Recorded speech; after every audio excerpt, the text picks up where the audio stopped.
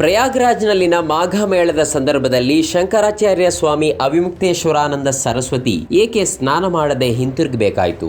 ಶಂಕರಾಚಾರ್ಯರು ಗಂಗಾ ಸ್ನಾನ ಮಾಡೋದನ್ನ ಸಿಎಂ ಆದಿತ್ಯನಾಥ್ ತಡೆದ್ರೆ ಸಾಮಾಜಿಕ ಮಾಧ್ಯಮಗಳಲ್ಲಿ ಒಂದು ವಿಡಿಯೋ ವೈರಲ್ ಆಗುತ್ತಿದ್ದು, ಪೊಲೀಸರು ಮತ್ತು ಕೇಸರಿ ವಸ್ತ್ರಧಾರಿ ವ್ಯಕ್ತಿಗಳ ನಡುವೆ ಘರ್ಷಣೆ ನಡೆಯುತ್ತಿರುವುದು ಕಾಣಿಸುತ್ತದೆ. ಈ ವಿಡಿಯೋದಲ್ಲಿ ಪೊಲೀಸರು ಕೇಸರಿ ವಸ್ತ್ರಧಾರಿ ವ್ಯಕ್ತಿಗಳನ್ನ ಎಳೆದುಕೊಂಡು ಹೋಗುತ್ತಿದ್ದಾರೆ, ಬೆನ್ನಟ್ಟುತ್ತಿದ್ದಾರೆ. ಅವರು ಜ್ಯೋತಿಷ್ ಪೀಠದ ಶಂಕರಾಚಾರ್ಯ ಅವಿಮುಕ್ತೇಶ್ವರಾನಂದ ಸರಸ್ವತಿ ಅವರ ಶಿಷ್ಯರು. ಪ್ರಯಾಗ್ರಾಜ್ನಲ್ಲಿ ನಡೆದ ಮಾಘ ಮೇಳದಲ್ಲಿ ಮೌನಿ ಅಮಾವಾಸ್ಯೆ ಸಂದರ್ಭದಲ್ಲಿ ಶಂಕರಾಚಾರ್ಯರೊಂದಿಗೆ ಸ್ನಾನ ಮಾಡಲು ಬಂದಿದ್ದವರು. ಯಾವುದೋ ವಿಷಯದ ಬಗ್ಗೆ ಗಲಾಟೆ ನಡೆದ ಪರಿಣಾಮವಾಗಿ ಶಂಕರಾಚಾರ್ಯರು ಸ್ನಾನ ಮಾಡದೆ ಹಿಂತಿರುಗಿದರು ಎನ್ನಲಾಗಿದೆ.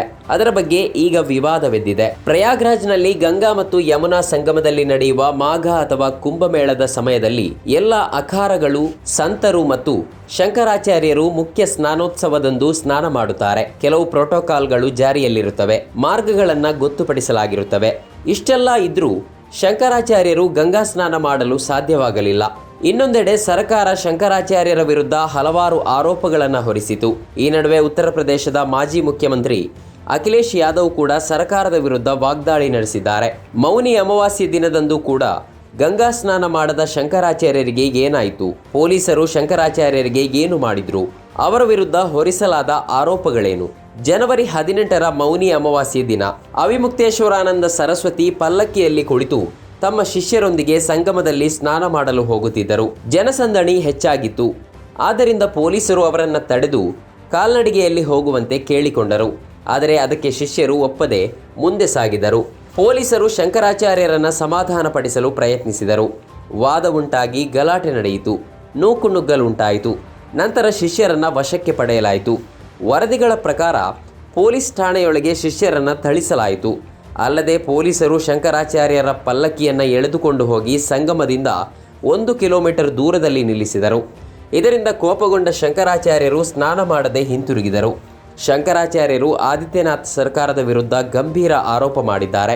ಕಿರುಕುಳ ನೀಡಲು ಈ ಅಧಿಕಾರಿಗಳಿಗೆ ಮೇಲಿನಿಂದ ಆದೇಶಗಳಿವೆ ಎಂದು ಆರೋಪಿಸಿದ್ದಾರೆ. ಕುಂಭಮೇಳ ಕಾಲ್ತುಳಿತದ ಬಗ್ಗೆ ಆದಿತ್ಯನಾಥ್ ಅವರನ್ನು ದೂಷಿಸಿದ್ದಕ್ಕಾಗಿ ಬಹುಶಃ ಅವರು ಸೇಡು ತೀರಿಸಿಕೊಳ್ಳುತ್ತಿದ್ದಾರೆ ಎಂದಿದ್ದಾರೆ. ಕಳೆದ ವರ್ಷ ಜನವರಿಯಲ್ಲಿ ಕುಂಭಮೇಳದಲ್ಲಿ ಕಾಲ್ತುಳಿತ ಸಂಭವಿಸಿದಾಗ ಸರ್ಕಾರ ಸಾವಿನ ಸಂಖ್ಯೆಯನ್ನು ಮರೆಮಾಚಿತ್ತು. ಆಗ ಅವಿಮುಕ್ತೇಶ್ವರಾನಂದ ಸರಸ್ವತಿ ಅವರು ಆಕ್ಷೇಪಣೆ ಮಾಡಿದ್ದರು. ಆದಿತ್ಯನಾಥ್ ರಾಜೀನಾಮೆಗೂ ಅವರು ಒತ್ತಾಯಿಸಿದ್ದರು. ಅಂತಹ ಮುಖ್ಯಮಂತ್ರಿ ರಾಜೀನಾಮೆ ನೀಡಬೇಕು. ಅವರು ಸಾರ್ವಜನಿಕರಿಗೆ ಸುಳ್ಳು ಹೇಳೋದರಿಂದ ಅವರು ಹುದ್ದೆಗೆ ಅನರ್ಹರು. ನಿಧನರಾದವರಿಗಾಗಿ ನಾವು ಒಂದು ದಿನ ಉಪವಾಸ ಮಾಡಲು ಸಾಧ್ಯವಿಲ್ಲವೇ ಎಂದು ಅವರು ಪ್ರಶ್ನಿಸಿದ್ದರು. ಇಲ್ಲಿ ನಡೆಯುವ ಯಾವುದೇ ಪ್ರಮುಖ ಘಟನೆಯನ್ನು ನಮ್ಮಿಂದ ಮರೆಮಾಡುತ್ತಾರೆ.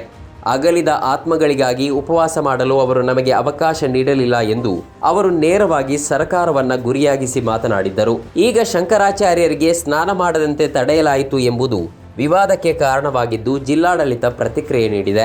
ಶಂಕರಾಚಾರ್ಯರು ಅನುಮತಿ ಇಲ್ಲದೆ ತಮ್ಮ ಪಲ್ಲಕ್ಕಿಯ ಮೇಲೆ ಸುಮಾರು 200 ಅನುಯಾಯಿಗಳೊಂದಿಗೆ ಇಲ್ಲಿಗೆ ಬಂದರು. ಸಂಗಮದಲ್ಲಿ ಭಾರೀ ಜನಸಮೂಹವಿತ್ತು. ಲಕ್ಷಾಂತರ ಜನರು ಅಲ್ಲಿದ್ದರು ಮತ್ತು ಅವರು ತಡೆಗೋಡೆಯನ್ನು ಭೇದಿಸಿ ಸುಮಾರು 3 ಗಂಟೆಗಳ ಕಾಲ ನಮ್ಮ ಹಿಂತಿರುಗುವ ಮಾರ್ಗವನ್ನು ತಡೆದರು.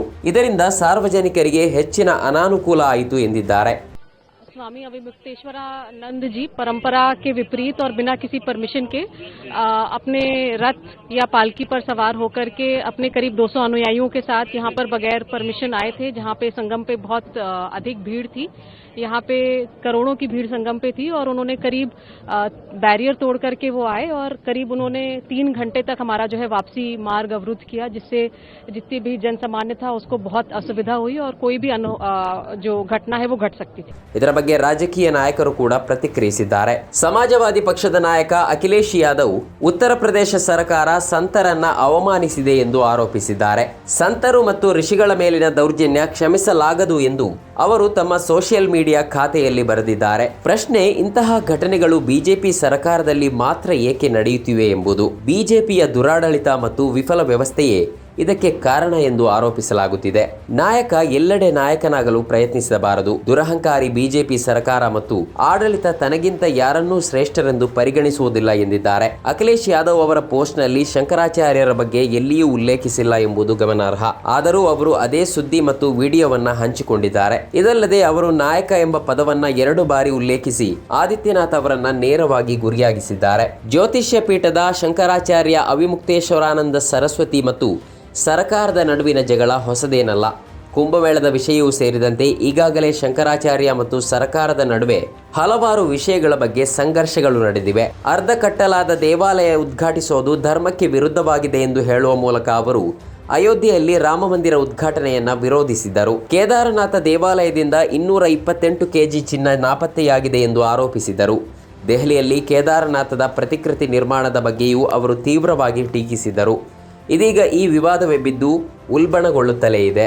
ನಮ್ಮ ಕಾರ್ಯಕ್ರಮಗಳನ್ನು ನೀವು ನೋಡ್ತಾ ಇದ್ರೆ ನಮ್ಮ ಚಾನೆಲ್ ಅನ್ನ ಸಬ್ಸ್ಕ್ರೈಬ್ ಮಾಡಿ, ಪಕ್ಕದ ಬೆಲ್ ಐಕಾನ್ ಒತ್ತಿ ನಮ್ಮನ್ನ ಬೆಂಬಲಿಸಿ. ಹಾಗೆ ನಮ್ಮ ಕಾರ್ಯಕ್ರಮಗಳನ್ನ ಲೈಕ್ ಮಾಡಿ, ಕಮೆಂಟ್ ಮಾಡಿ, ಅದನ್ನ ಬೇರೆಯವರಿಗೂ ವಾಟ್ಸ್ಆಪ್ ಮೂಲಕ ಶೇರ್ ಮಾಡಿ. ನೀವು ಹೀಗೆ ಮಾಡಿದಾಗ ನಮ್ಮ ಚಾನೆಲ್ ಇನ್ನಷ್ಟು ಮತ್ತಷ್ಟು ಜನರಿಗೆ ತಲುಪಲು ನೀವು ನಮ್ಮೊಂದಿಗೆ ಸಹಕರಿಸಿದ ಹಾಗಾಗುತ್ತೆ. ಇದು ನೀವು ಯಾವುದೇ ಖರ್ಚಿಲ್ಲದೆ ಕೆಲವೇ ಸೆಕೆಂಡುಗಳಲ್ಲಿ ನೀಡಬಹುದಾದ ಸಹಕಾರ. ಧನ್ಯವಾದಗಳು.